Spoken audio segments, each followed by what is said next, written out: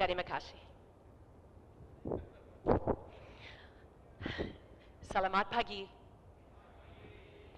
Assalamualaikum. Thank you. It's so nice to meet many of you already, just in the time that we got a chance to walk around. In a moment, you're going to meet your first keynote speaker, and he is a formidable one.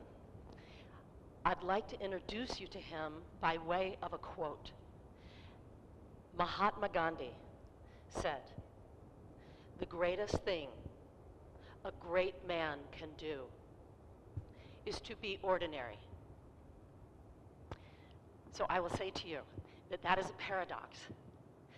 Ed Schein lives in paradox. He is not necessarily an ordinary man, but he is a humble man.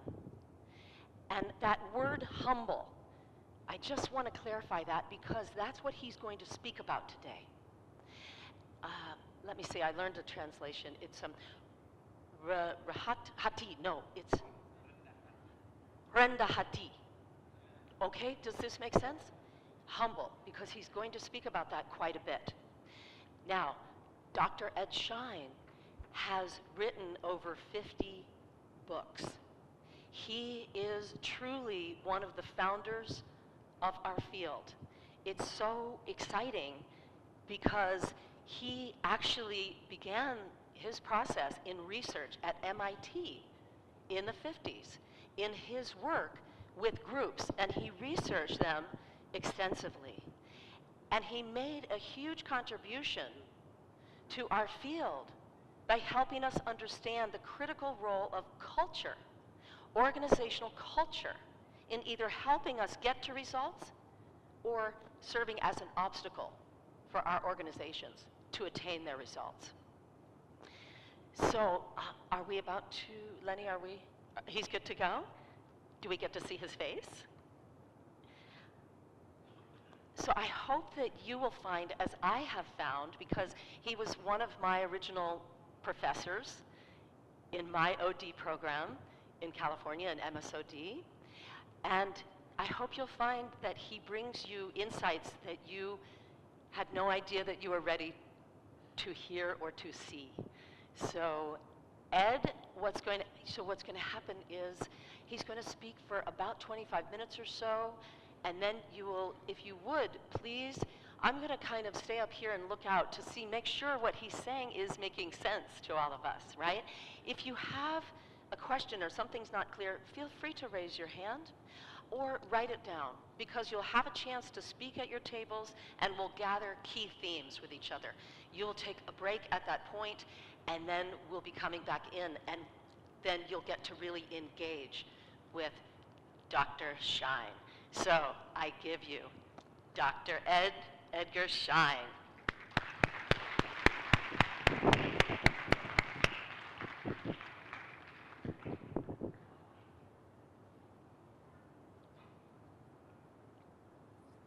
Can't hear you yet. Hold on. We can see your beautiful face.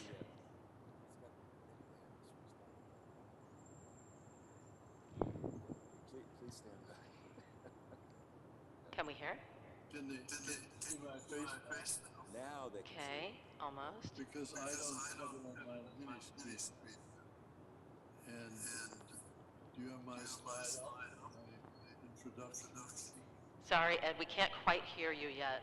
Can, who's in charge of the audio for Ed, for the virtual? Turn that up. Say hello, hello. Ed, so we know.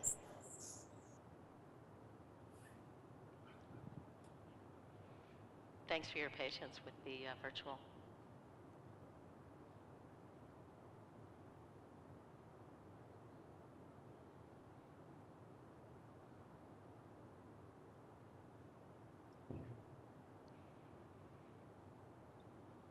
Yeah, we're open at our end, aren't we? Yes. We are hearing you. We are hearing you now, Ed. Yeah, you're good to go.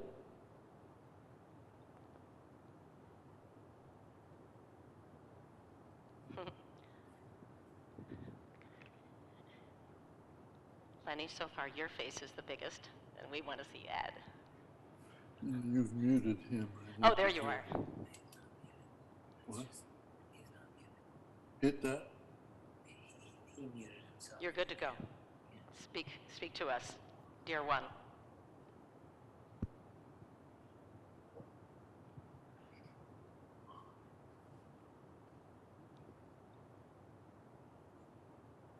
I'm getting this other signal in the thumbs up, and I don't see any screens. You're good. Ed, please, please begin. Okay. Can you see me now? Can you show me to myself just for the fun of it?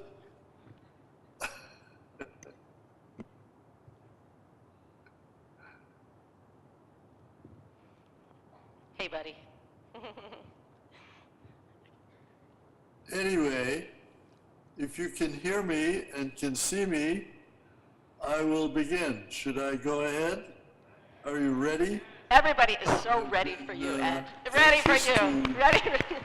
Talk with all of you. All right. So let's talk a little bit about organization development and where it's all going, and about a new book that my son and I are in the process of getting out called Humble Leadership. And I want to take a few minutes to give you a little bit of a sense of what these terms, organization development, mean to me, and how that connects with management and with leadership and with organizational improvement and all the things that we as managers and leaders have so much concern about. I think the key to understanding organization development is to remember that historically, management was much more a technical engineering kind of function, that you put plans and money and ideas together, and then you hired people to do it. The people were incidental to the process of getting things done, of getting products out, of selling things. And so the thing that drove management theory all through the last century and until still recently is still driving management theory is, plan, organize, get the right people hired, train them, teach them how to do the job, and then everything will be fine. It's only in the last 75 years, really going back to the post-war period, when we were reconstructing Europe and the US was getting back to its non-wartime production methods, that we really began to recognize that there is something more to management than money and information and planning, that the people whom we hire and train and do stuff with actually do matter. And this was discovered by the fact that in some of the early studies of factories, both in England and in the US, we discovered that even with the best laid plans for people, even with the best training from engineers, from Frederick Taylor and all his motion studies, even if you did all that, people somehow managed to do it their own way. They had their own feelings, and in a very classic study of the British coal mines, they introduced, for example, a much better long wall method of coal mining, which, however, put the miners too far apart from each other, and they discovered that the miners refused to work this way. And people said, but this will be easier for you. It's easier to use the machine. And the workers said something that the management hadn't heard before. Yes, but we are too far apart from each other, and down here in the coal mine and under all the dangers of coal mining, this makes us anxious. And when we are anxious, we find it more comfortable to be close to each other and to be able to talk to each other. And this new machine you've got us using puts us so far apart that we can't talk to each other, and consequently we refuse to use it. This was the first time, and it came from primarily the British, the Tavistock people. They introduced this fascinating idea called a socio-technical system. A socio-technical system. And they said, you know, that's what a factory or what an organization really is. It's not just a formal technical system made up of engineering plans and machines run by basically human robots. It's a system in which people are interconnected with each other and in which they seem to have the power to subvert what management wants to do, to slow down the process, to lie and cheat sometimes if it's in their own interest. So lo and behold, we discovered that we have to look at work and work systems and groups as socio-technical systems. And in many ways, you could say that recognition, which occurred in the 1940s and 1950s, was the beginning of organization development. Because, as I've tried to point out, if you can all see one of the slides that I prepared, excuse me, if you ask, what is organization development really all about? Let me read you the basic points. Organization development is always about relationships and about groups. Management is part of that, but management cannot isolate itself, and leadership cannot isolate itself from the relationships that it has with the people. Secondly, it's always about interpersonal and group process. Process is what really is the description of how people work together. And again, in the engineering world, they like to think of process being just all the different steps in an engineering process. But in the organization development world, the interactions between people, especially in a group, and to watch how a group works and to analyze those things, that is really what we think of as the important part of group process. Thirdly, I think from the beginning, all of us involved in organization development believed in improving the effectiveness and the relationships in the groups by better understanding the communication process and the relationship processes between people.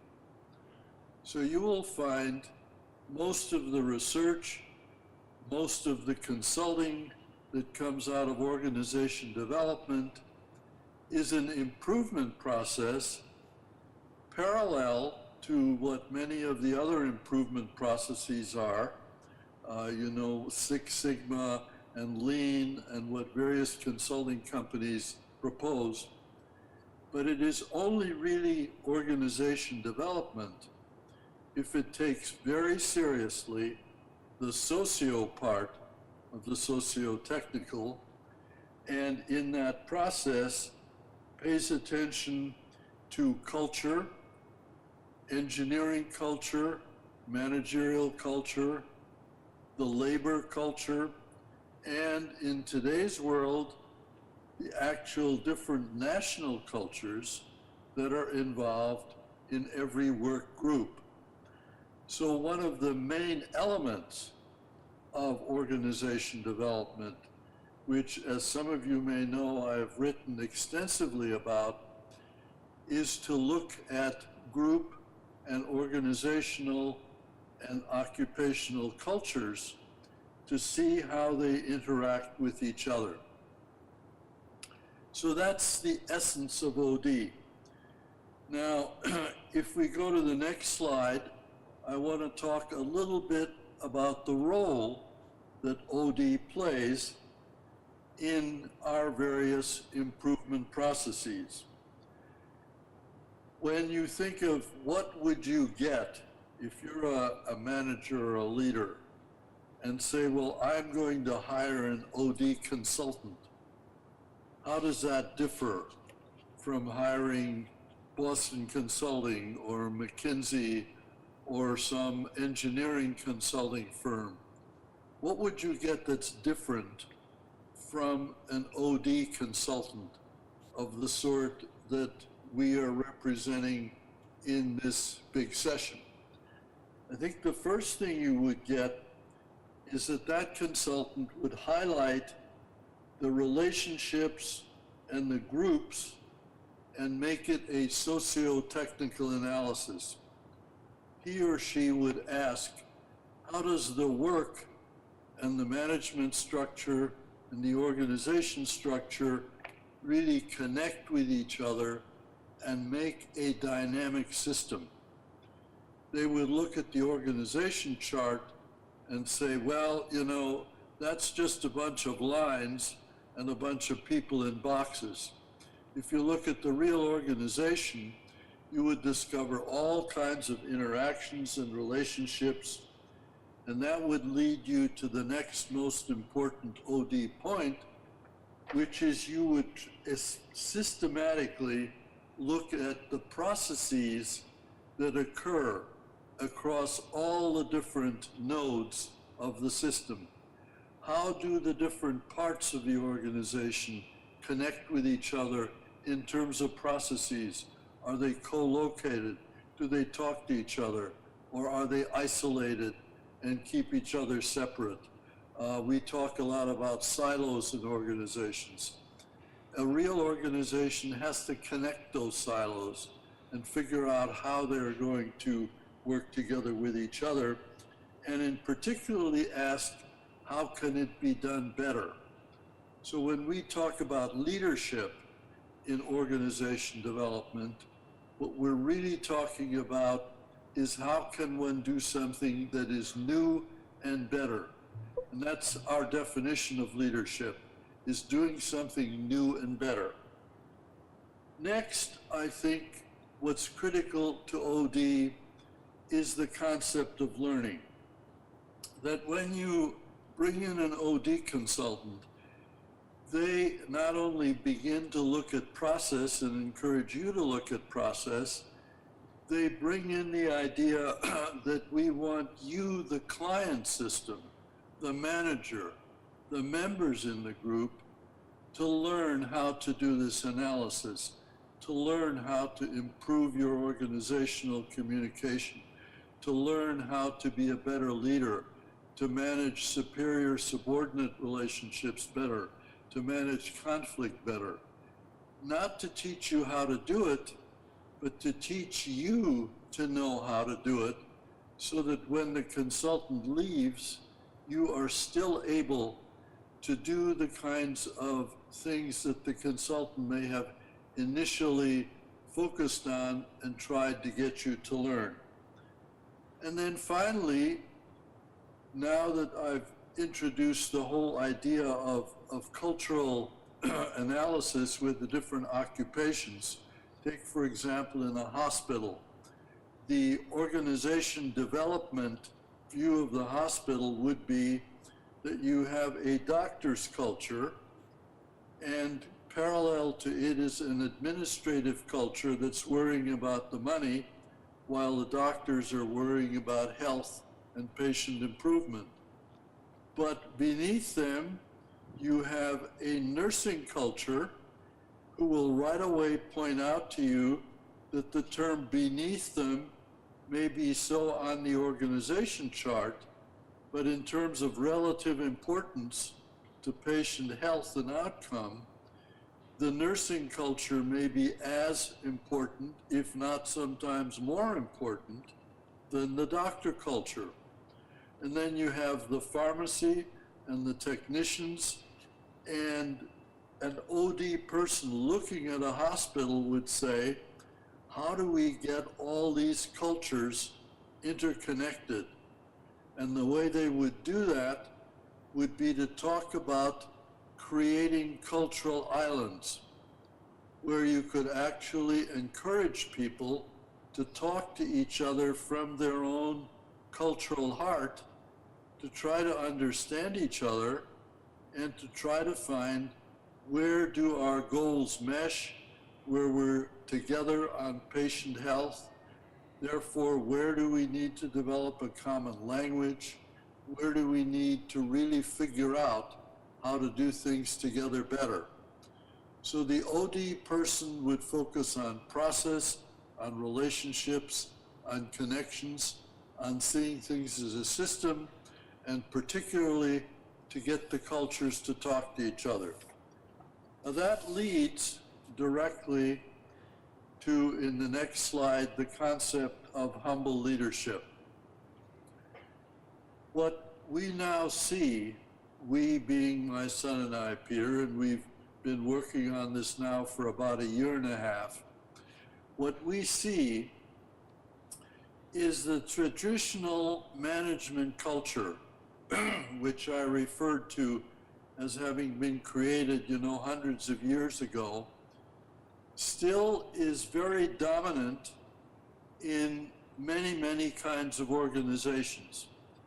But at the same time, we are seeing more and more startups and new organizations discovering that to do their job, to deal with, for example, a much more sophisticated clientele in the consumers and much more sophisticated patients who do a lot of self-diagnosis, that to even manage subordinates who know as much as the boss, because they can look up on Wikipedia pretty much everything that the boss knows, that the task situation confronting managers is no longer manageable by the traditional model of the manager is the accountable individual, the leader is the individual hero who sets the tone and gives the vision and gets everybody on board, that those individual heroes look at their tasks and they realize, I don't know enough. I need help. I need help from my subordinates. I need to learn how to get help. I need to acknowledge that the job to get done will require leadership from many different people in the organization, and that I still have the job of creating that. But what I realize is that the old system that was bureaucratic, that was basically just get the roles and the jobs connected to each other, does not produce enough trust and openness for people to really become helpful to each other in the organization.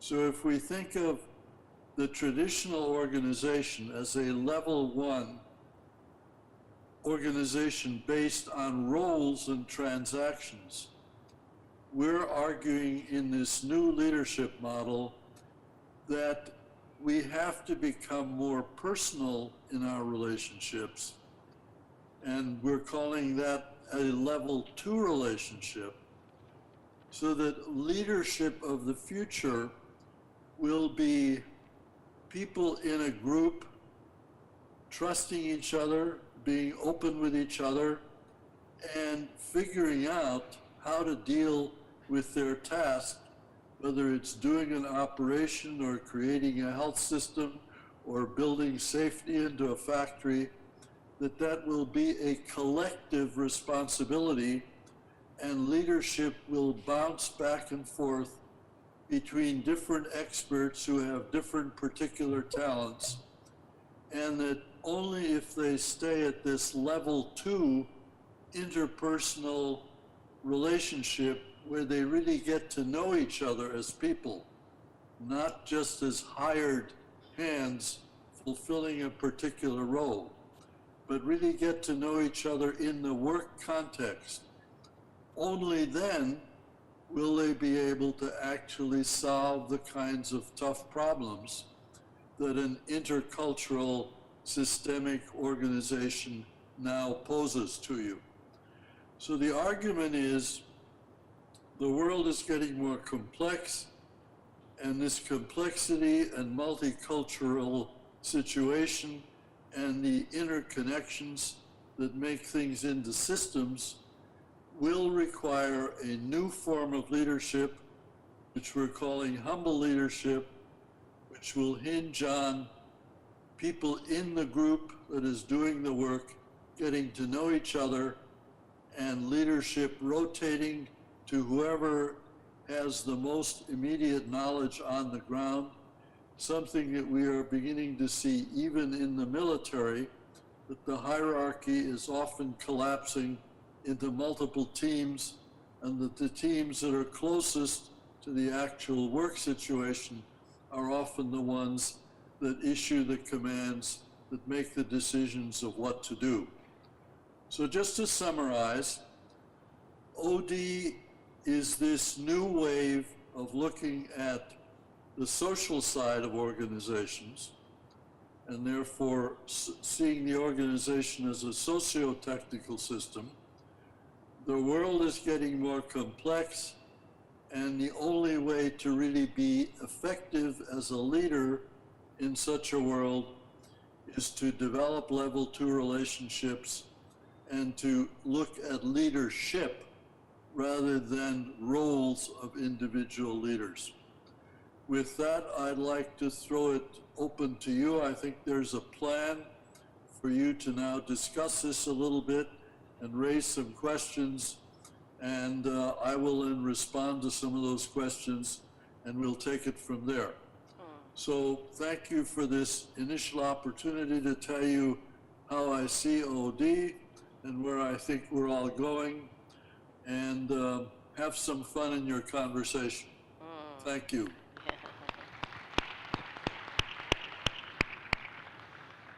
How long was that? At your tables, and those tables that have the iPad, and those who don't, could you please gather around the tables that do and begin to have a conversation? And the conversation is about what is your reaction to what you've heard from Dr. Schein, and what stood out for you, and what would you like to know more of from him? What would you like to know more of? Because we'll get a chance to engage him, and he is our living elder. He is our longest standing practitioner, and he calls himself a craftsman, and he is continuing to help us co-create this field. And we now are part of our own research process.